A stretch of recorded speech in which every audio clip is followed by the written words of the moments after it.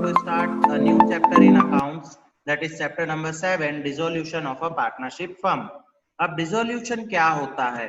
तो dissolution का मतलब होता है किसी भी चीज को बंद करना, उसको लीगली एंड करना।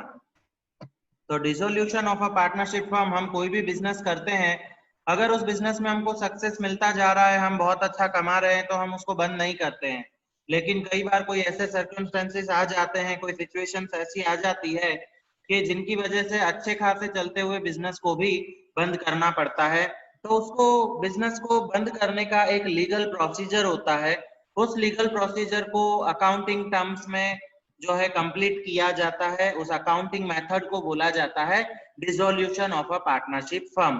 तो dissolution means what? So first, dissolution of a firm, dissolution means end of existence, मतलब किसी का आइडेंटिफिकेशन है, उसको हम लीगली खत्म कर रहे हैं। एग्जिस्टेंस, उसका होना, उस चीज को हम जो है टोटली बंद कर रहे हैं, फिनिश कर रहे हैं, उसको बोला जाता है dissolution. So dissolution of a firm as per section 39 of Indian Partnership Act, when all partners get separated, जब पार्टनरशिप फर्म के जितने भी पार्टनर्स हैं वो सब अलग अलग हो जाते हैं, सब बंटवारा कर लेते हैं, सब अलग अलग हो जाते हैं, through dissolution of a firm that brings end of their partnership, and it is known as dissolution of a firm। जब सारे के सारे पार्टनर अलग अलग हो जाएंगे, इसका मतलब हर कोई पार्टनर अपना खुद का अलग बिजनेस चलाएगा या तो अपनी खुद की कोई अलग इकोनॉमिक एक्टिविटी करेगा, लेकिन जो सबका साथ में मिलके बिजनेस चल रहा था वो बिजनेस अब चालू नहीं रहेगा, कंटिन्यू नहीं रहेगा। क्यों? क्योंकि जितने भी पार्टनर्स थे उन सारे पार्टनर्स ने अपना अपना हिस्सा अलग कर लिया है, सब पार्टनर्स जो हैं अलग हो चुके हैं। 10 पार्टनर मिलके सपोज अगर कोई बिजनेस चला रहे हैं और वो 10 के 10 पार्टनर आपस में एक बात पे एग्री हो जाते हैं कि बस अब हमको अपना अपना अलग बिजनेस करना है, तो 10 के 10 पार्टनर जो है अपनी अपनी पार्टनरशिप को कैंसिल कर देते हैं, अपनी अपनी पार्टनरशिप को डिसॉल्व कर लेते हैं। तो इस कंडीशन में क्या होता है कि पार्टनर्स अलग अलग हो गए, तो अब बिजनेस को संभालने वाला कौन है? कोई नहीं है। 10 पार्टनर का मिलके वो एक बिजनेस चलता था, लेकिन अब 10 पार्टनर अलग अलग हो जाएंगे तो वो एक बिजनेस जो है खत्म हो जाएगा। तो इस सिचुएशन को बोला जाता है dissolution of partnership firm, not only partnership but the dissolution of partnership firm। अब सेकंड हम देखेंगे, इसके बाद आता है dissolution of partnership, only partnership का डिसोल्यूशन। तो पार्टनरशिप का डिसोल्यूशन कब होता है? जब 10 पार्टनर हैं, उन 10 पार्टनर में से किसी एक पार्टनर की डेथ हो गई है या कोई एक पार्टनर रिटायर हो गया है, बाकी के 8 पार्टनर या 9 पार्टनर मिलके बिजनेस को कंटिन्यू कर रहे हैं, मतलब बिजनेस बंद नहीं हो रहा है, ओनली पार्टनरशिप बंद हो रही है। 10 पार्टनर में से एक पार्टनर की डेथ हो गई है या एक पार्टनर जो है रिटायरमेंट हो चुका है, तो उस कंडीशन में बाकी के पार्टनर्स मिलके बिजनेस को कंटिन्यू रखते हैं। इस सिचुएशन को बोला जाता है डिसोल्यूशन ऑफ पार्टनरशिप ओनली। सिर्फ पार्टनरशिप खत्म हुई है। क्यों? क्योंकि जो 10 पार्टनर की पार्टनरशिप थी वो खत्म हुई और अब नई पार्टनरशिप कितने पार्टनर के बीच में होगी? 9 पार्टनर्स के बीच में होगी, 9 पार्टनर्स के बीच में होगी। तो इसको बोलते हैं dissolution of partnership. So when business is not close down, मतलब बिजनेस बंद नहीं हो रहा है, due to retirement of a partner और डेथ ऑफ अ पार्टनर और due to any other reason, remaining partners keep business continue, it is a dissolution of old partnership. इसको बोला जाता है डिसोल्यूशन ऑफ ओल्ड पार्टनरशिप, मतलब पुराना partnership खत्म हुआ, जो रिमेनिंग पार्टनर है, कंटिन्यू पार्टनर है, वो बिजनेस को कंटिन्यू रखेंगे। इसको बोलते हैं डिसोल्यूशन ऑफ पार्टनरशिप। अब एक्सरसाइज का हम ये 1 सेंटेंस वाले इस चैप्टर में से जो है आपको बोर्ड एग्जाम में ज्यादा से ज्यादा बस जर्नल एंट्रीज आती है और 1 सेंटेंस थ्योरी आती है, एक एमसीक्यू आता है। इस चैप्टर के लॉन्ग सम आज तक कभी भी बोर्ड एग्जाम में नहीं आए हैं। 2 शॉर्ट सम इस चैप्टर में है, वो भी मैं आपको सिखाऊंगा इस फर्स्ट टर्म एग्जाम के बाद, लेकिन फर्स्ट टर्म एग्जाम तक के लिए फिलहाल हम जर्नल एंट्री जितना पोर्शन कंप्लीट करेंगे इस चैप्टर का, तो जर्नल एंट्रीज आएगी इसमें से और थियरी आएगी 1 सेंटेंस वाली और एमसीक्यू वाली। तो अच्छी तरह से हमको 1 सेंटेंस तो पक्के कर ही लेने हैं। फर्स्ट है, explain the meaning of dissolution of a partnership when business is not close down due to retirement of a partner, death of a partner और any other reason and remaining partner keep business continue, it is called dissolution of partnership. फिर second में बोला है what is dissolution of a firm when all partners get separated, जब सारे partner अलग अलग हो जाते हैं, मतलब बिजनेस ही नहीं रहता, सारे पार्टनर अलग हो जाते हैं तो बिजनेस बंद हो जाता है, उसको बोलते हैं डिसोल्यूशन ऑफ अ फर्म। फिर what is voluntary dissolution? Voluntary का मतलब होता है अपनी मर्जी से। By agreement, when all partners agree to dissolve the firm, partnership firm can be dissolved at any point of time, it is voluntary dissolution. जब agreement बनाया जाए और उस एग्रीमेंट में सारे पार्टनर साइन करते हैं, सारे पार्टनर एग्री होते हैं कि अब हम इस जॉइंट बिजनेस को बंद करना चाहते हैं, तो उस एग्रीमेंट के थ्रू जब बिजनेस को सारे पार्टनर अपनी मर्जी से बंद करते हैं, उसको बोला जाता है वॉलेंटरी डिसोल्यूशन। फिर who has to bear dissolution expense at a time of dissolution? तो dissolution expense of a partnership firm is borne by the firm itself. Dissolution का जितना भी खर्चा होता है वो पार्टनर अपने तरफ से पर्सनली पे नहीं करते हैं, लेकिन वो जो पार्टनरशिप फर्म है उस पूरी फर्म को ही पे करना पड़ता है। Then how would you deal with the provident fund balance shown in balance sheet at the time of dissolution? तो देखो डिसोल्यूशन में इस चैप्टर में क्या है कि सब कुछ बंद हो रहा है। जब सब कुछ बंद हो रहा होता है तो हमको अकाउंट में हमारी जितनी भी एसेट्स है उनको कैंसिल करना पड़ता है और जितनी लाइबिलिटीज है उनको भी कैंसिल करना पड़ता है। कैंसिल कर या मतलब हम बोले क्लोज करना पड़ता है। क्लोज करने के बाद उनको पे ऑफ किया जाता है। जितनी भी एसेट्स होती है उन सबको सेल किया जाता है। सेल करके जो पैसा मिलता है उन पैसे में से जितनी भी लाइबिलिटीज होती है उन सब लाइबिलिटीज को पेड ऑफ कर दिया जाता है। तो इस चैप्टर में जब भी हम एसेट को क्लोज करते हैं या लाइबिलिटी को क्लोज करते हैं तो उसके लिए एक सेपरेट अकाउंट बनाया जाता है। उस अकाउंट का नाम है रियलाइजेशन अकाउंट। क्या नाम है?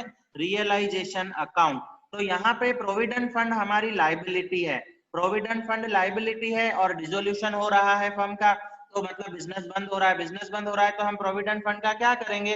तो जितनी भी लाइबिलिटी होती है उन सबको रियलाइजेशन अकाउंट में ट्रांसफर किया जाता है, क्लोज किया जाता है। तो प्रोविडेंट फंड को भी हम क्लोज करेंगे रियलाइजेशन से, तो जर्नल एंट्री बनेगी प्रोविडेंट फंड अकाउंट डेबिट, क्योंकि लाइबिलिटी को क्लोज करने के लिए ऑपोजिट इफेक्ट देंगे। लाइबिलिटी हमेशा क्रेडिट होती है, ऑपोजिट करने के लिए डेबिट करेंगे, तो provident fund account debit to realization account. So provident fund will be transferred to the credit side of realization account at the book value. फिर नेक्स्ट क्वेश्चन आता है how do you deal with bad debt return? Bad debt return, हमको जो है bad debts का पैसा वापस मिला है, हमारी इनकम हुई है, इनकम हुई है तो हमको पैसा मिला, कैश कम्स इन, तो कैश अकाउंट डेबिट, और वो भी कहाँ पे जाएगी? इनकम भी रियलाइजेशन अकाउंट में जाएगी। जितने एक्सपेंसेस होंगे, जितनी इनकम होगी, जितनी एसेट होगी, जितनी लाइबिलिटी होगी, सब के सब रियलाइजेशन अकाउंट में जाएंगे। क्यों रियलाइजेशन क्यों बनाया जा रहा है? क्योंकि हम बिजनेस को बंद कर रहे हैं, तो हम रियलाइज कर रहे हैं कि एसेट की वैल्यू कितनी है, लाइबिलिटी की वैल्यू कितनी है। तो cash account debit to realization account. Now explain the meaning of realization account. अब रियलाइजेशन अकाउंट क्या होता है? तो an account which is prepared at the time of dissolution to give the accounting treatment to dispose of assets and payments of liabilities is known as realization account. एक separate account बनाया जाता है business बंद करते time, और उस separate account में assets और लाइबिलिटीज की आज की तारीख में क्या प्राइस हमको मिल रही है और क्या प्राइस हमको पे करनी पड़ रही है उसको रिकॉर्ड किया जाता है। तो एसेट्स की रियलाइज वैल्यू को रिकॉर्ड करने के लिए और लाइबिलिटीज की पेड ऑफ वैल्यू को रिकॉर्ड करने के लिए एक स्पेशल सेपरेट लेजर बनाया जाता है, उसको बोला जाता है realization account. Now describe the methods of dissolution. अब मेथड इसके दो हैं, पहला है नॉर्मल डिसोल्यूशन और dissolution without interference of court. Normal dissolution मतलब सारे पार्टनर की मर्जी से हो रहा है, तो इसमें सबसे पहला आता है बाय एग्रीमेंट। बाय एग्रीमेंट मतलब वॉलेंटरी डिसोल्यूशन, जब सारे पार्टनर एक एग्रीमेंट बनाते हैं और उस एग्रीमेंट में वो सब एग्री होते हैं कि अब हम बिजनेस बंद करने के लिए रेडी हैं।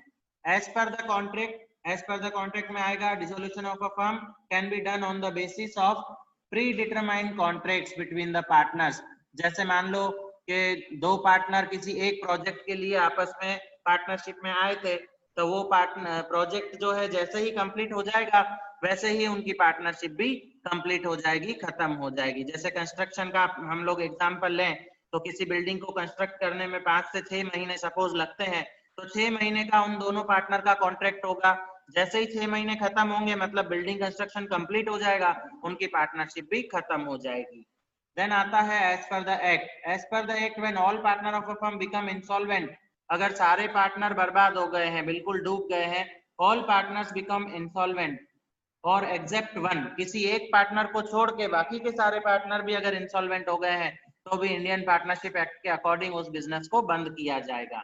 On happening of certain contingencies if constituted for a fix term, जैसे मैंने एग्जांपल दिया, कंस्ट्रक्शन का एग्जांपल हमने लिया। अब जैसे बड़े बड़े ब्रिज कंस्ट्रक्शन होते हैं तो उसमें गवर्नमेंट और प्राइवेट एजेंसी दोनों की पार्टनरशिप होती है।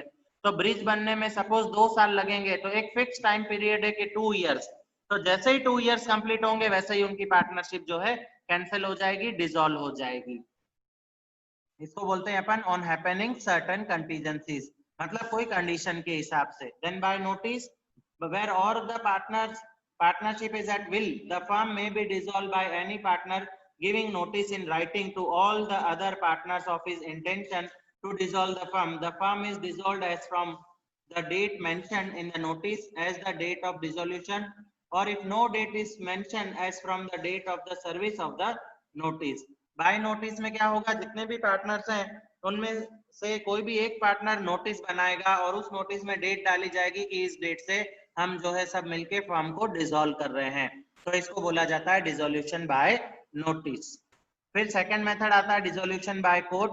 तो जब कोर्ट हमको कब ऑर्डर देता है बिजनेस बंद करने के लिए, जब कोर्ट को कोई कंप्लेंट्स मिलती है। तो कंप्लेंट्स कब मिल सकती है, जैसे फर्स्ट बोला है बिकम्स ऑफ अनसाउंड माइंड, अगर कोई पार्टनर पागल हो गया है।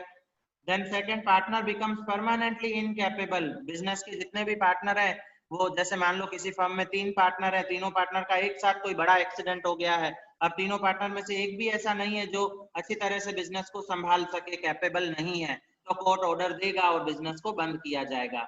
Partner undertake the misconduct against partnership firm, अगर पार्टनरशिप के रूल रेगुलेशन के हिसाब से किसी रूल को तोड़ा गया या पार्टनरशिप के अगेंस्ट में कोई एक्टिविटी की गई तो भी कोर्ट ऑर्डर देके उसको बंद करवा सकता है। When a partner willfully and persistently breaches the partnership agreement, अगर पार्टनर्स जानबूझ के पार्टनरशिप एग्रीमेंट के कंडीशंस को जो है मिसकंडक्ट करते हैं, मिसयूज करते हैं, then when a partner transfer his whole interest in a partnership to the third party without consent of other partner, अगर मान लो 3 पार्टनर हैं, उनमें से एक पार्टनर के पास 50% शेयर है बिजनेस के, और वो पार्टनर अगर किसी थर्ड पर्सन को पैसे की लालच में वो 50% शेयर सेल कर देता है तो वो थर्ड पर्सन जो है बिजनेस का पार्टनर बन जाएगा। तो इसमें क्या होगा कि जो पुराने 3 पार्टनर थे उनमें से एक पार्टनर चला जाएगा और नया पार्टनर बिजनेस में आएगा, तो पुराना पार्टनरशिप कैंसिल करने के लिए कोर्ट जो है ऑर्डर दे देगा। When the court finds any other ground to be just and equitable, अगर कोर्ट को ऐसा लगता है कि इस पार्टनरशिप फर्म की एक्टिविटीज इनजस्टिस वाली है, इलीगल है, तो ऐसी कंडीशन में भी कोर्ट जो है ऑर्डर देके हमारे बिजनेस को बंद करवा सकता है। तो ये थे method of dissolution, normal and court order. अब हम जब डिसोल्यूशन होता है फर्म का तो लाइबिलिटीज का पे ऑफ कैसे किया जाता है। सबसे पहले तो डिसोल्यूशन एक्सपेंस पे किया जाता है, सबसे पहले पेड ऑफ डिसोल्यूशन एक्सपेंस। उसके बाद आता है थर्ड पार्टी लाइबिलिटी, जैसे क्रेडिटर्स हो गए, बैंक लोन, पार्टनर की वाइफ का loan, bills payable, bank overdraft etcetera, जो भी थर्ड पर्सन से हमने उधार लिया है वो पे किया जाएगा। उसके बाद सेकंड पे आता है पार्टनर्स लोन, अगर बैलेंस बचता है तो पार्टनर का जो लोन बिजनेस को मिला था, मतलब पार्टनर ने बिजनेस को कोई लोन दिया था, उस लोन का रीपेमेंट होगा। और लास्ट में अगर सब पेमेंट करने के बाद कोई पैसा बच जाता है तो उसमें से पार्टनर्स को उनकी कैपिटल का पैसा वापस दिया जाएगा, अदरवाइज जितना है उतना ही उनको मिलेगा और कई बार उनको कुछ भी नहीं मिल पाता है। तो ये अपन ने देखा इंट्रोडक्शन इस चैप्टर का। अब इस चैप्टर में मेन अपन को जर्नल एंट्रीज करनी है, वो अपन नेक्स्ट वीडियो में डिस्कस करेंगे।